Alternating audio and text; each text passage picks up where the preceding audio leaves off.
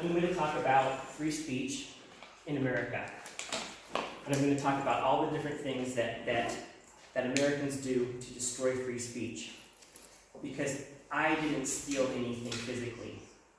I stole things that were non-material from the state of Utah and also from the federal government. And I'm being prosecuted in America for that. And so I didn't steal anything physically. I just took information from one place to another. In 1917, there's an act called the Espionage Act.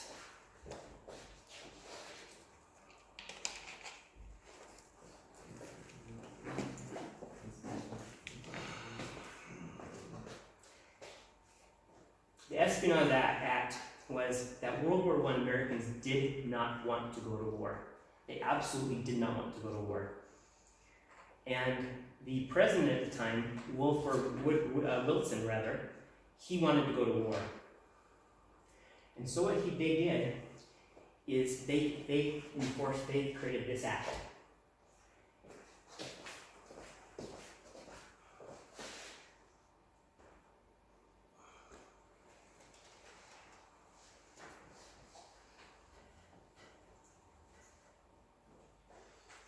This is Debs. This man got 20% of the electoral vote in America while he was in jail. He was in prison. You know why he was in prison? Because he was opposed to World War I. 20% of the vote for a man that opposed the war. In the Supreme Court case, how many people have heard the saying, don't shout, fire in a crowded theater? Anybody? Nobody's ever heard that saying before. Don't shout fire in a crowded theater. It's a very common idiom in America.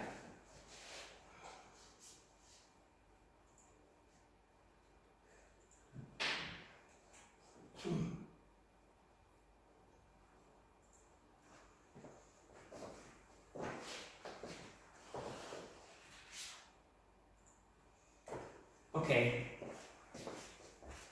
I'm in the back of the theater, and I say, fire, fire. And everybody, all of a sudden, oh my God, there's a fire. They trample each other to the exit.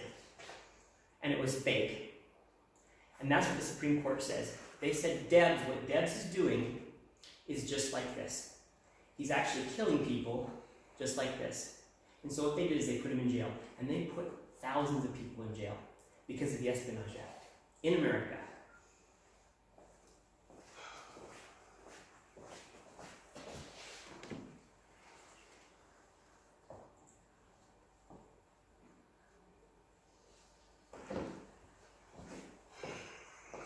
I want somebody to answer this question.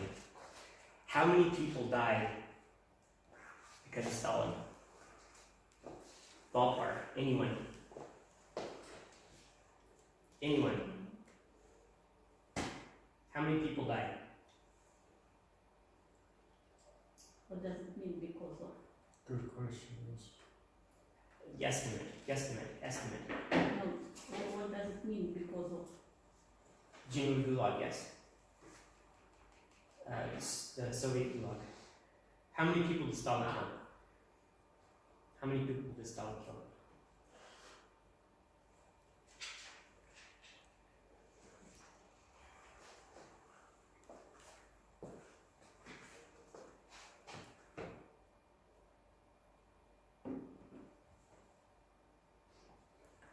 According to what?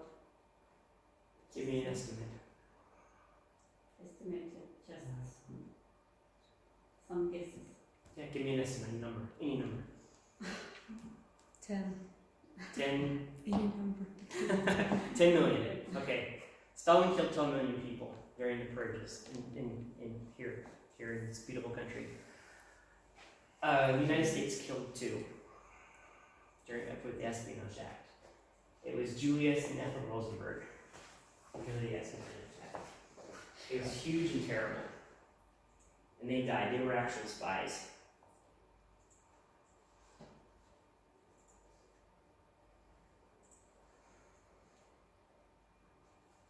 There's no wrong answers. So, sorry. Give me 1 moment.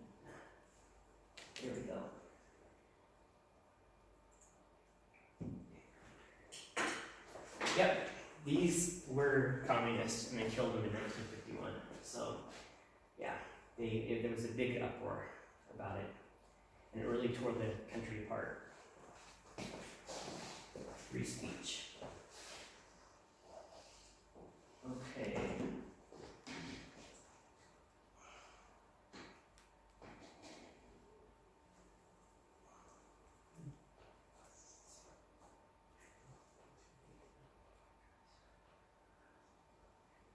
Okay. What happened between then and now is that one part of the law was taken out, another part was put in. It's legalese, it's complicated. What happened is in approximately 1994 or so, actually 2002, there was a guy who was protesting. He was a whistleblower. And he said, okay, geez, they're not helping me, nobody's listening to me. For a good reason. He had a very good reason why he did what he did. Spied for Russia, for the Soviet Union. Because what was happening is in the CIA is that they were making up lies. They were making up millions of lies. They were making up lies that caused us to spend billions of dollars as Americans. Billions of dollars. And they were just complete lies. And all they were doing was they were making these lies up so that the Soviet Union would collapse. And some of the ideas were fucking absurd. They had a submarine, a Russian submarine that was able to not be detected by.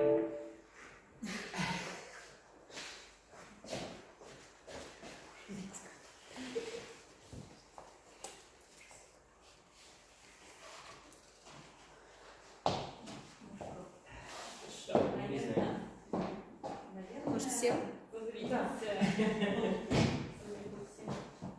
Не выдержал.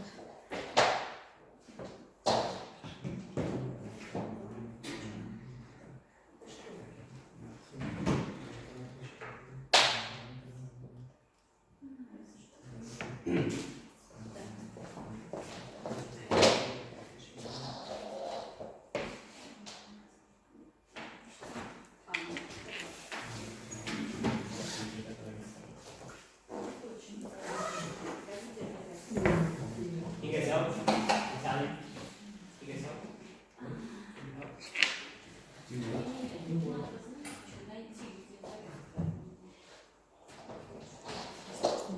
I think it's just.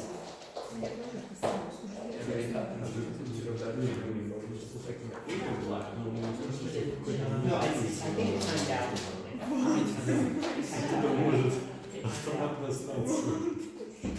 Сижу и работаю в домой сейчас. Here? Все как стоят, и просто всех расстреляют.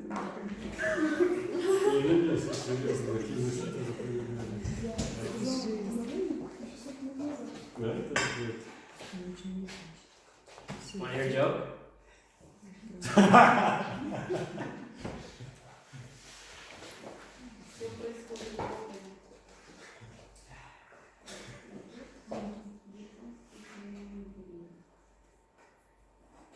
Like a joke in the movie Joker? That, my friend, that is a fucking brilliant movie. Joker, $1 billion. Billion. Billion, the B, the big B. Okay.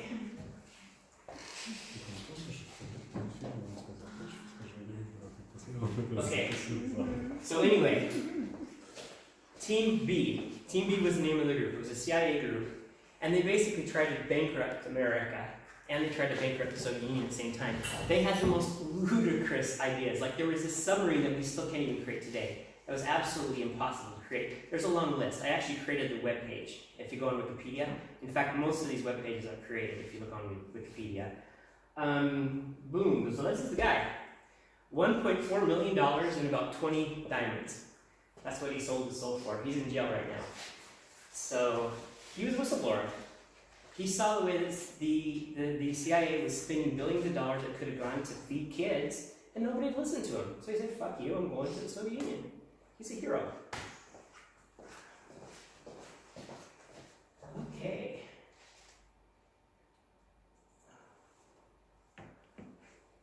Oh, now we're going to get to the good ones.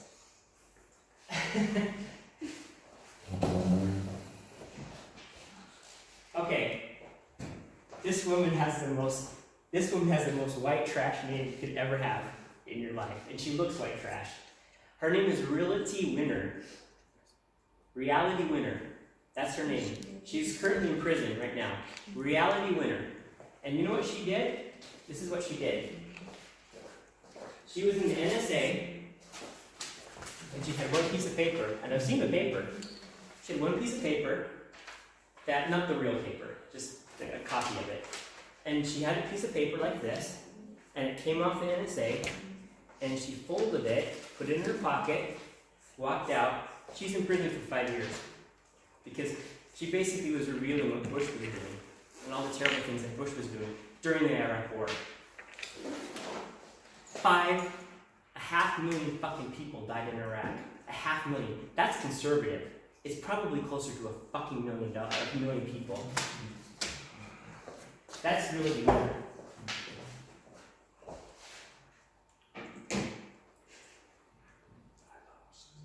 Oh, this is getting better. This is getting a lot better. How many people have ever heard of Chelsea or Bradley Manning? Manning. Nobody? It's a tough crowd. Okay,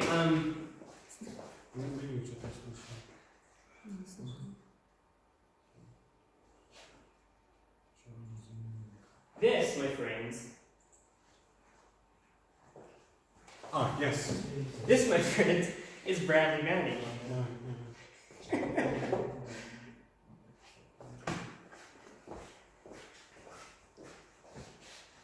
Before,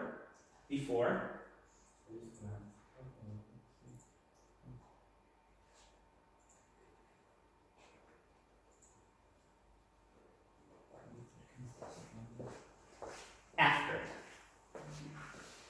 transvestite. So, one second.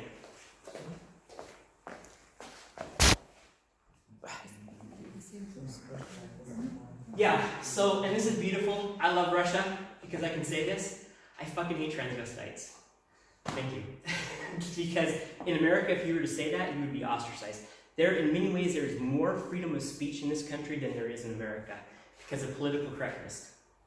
If you say somebody is black the wrong way, if you say somebody is red the wrong way, if you say somebody is homosexual, if you say somebody, if you use the word he or she, you basically can get in trouble. People want to be called they. There's culture wars in America. And there is more freedom of speech here in Russia than in America. So this woman is a freak. And I can say it because I'm in Russia.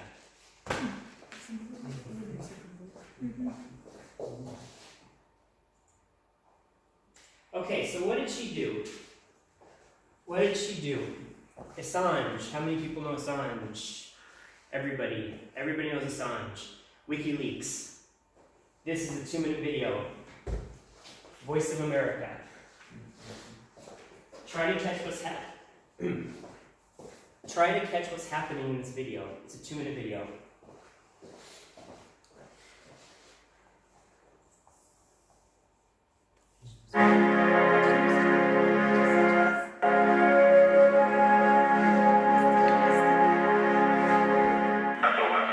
Two Apache helicopters circle over a group of men walking in Baghdad in July 2007. They've been called in to assist U.S. ground troops. The helicopter gunner asks for permission to fire.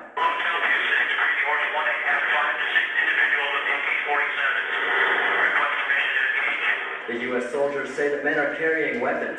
They receive permission and open fire on the group. Let me know when you get it. Eyeball up. Come on, fire! In the incidents, 12 people were killed. WikiLeaks, the group that posted the video, has identified 2 of the men as a Reuters news photographer and his driver. The U.S. military has confirmed the authenticity of the video, but not the identity of the 2 men. White House spokesman Robert Gibbs, commenting on the video, was vague. Obviously, it is very graphic in nature, and it's and extremely tragic. The video has revived a debate over rules of engagement in wartime and how to protect non-combatants. An earlier U.S. military report said American forces acted appropriately because they thought the group was a threat. The military has also said machine guns and grenades were found near the site, but some officials have said the soldiers mistook a camera for a weapon. The incident occurred at the height of the insurgency during the U.S. military surge. Defense analyst Michael O'Hanlon is with the Brookings Institution in Washington. You had friends and enemies everywhere on the battlefield. And so that, for the most part, meant that if you got into trouble as a Westerner, you had potential help not too far away. That was reassuring. But it also meant that if you were unidentified, you had potential friendly fire not too far away at a moment's notice. Iraq's journalist syndicate says the incident shows the violence that civilians have suffered during the war. This latest crime can be added to the list of crimes committed by U.S. troops against Iraqi journalists and Iraqi civilians. There are U.S. troops who are incredibly crass and cruel in the treatment of citizens and journalists as well. Reuters editor-in-chief called the incident emblematic of the extreme danger encountered by journalists when they cover wars. The news agency has pressed the U.S. military to conduct a full investigation. Gabe Joselo, VOA News.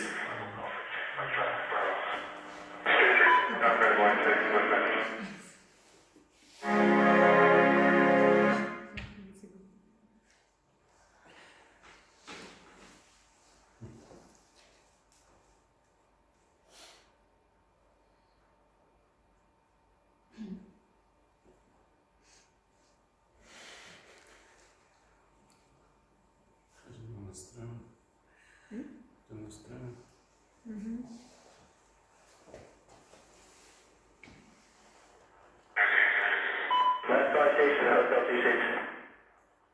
Running up.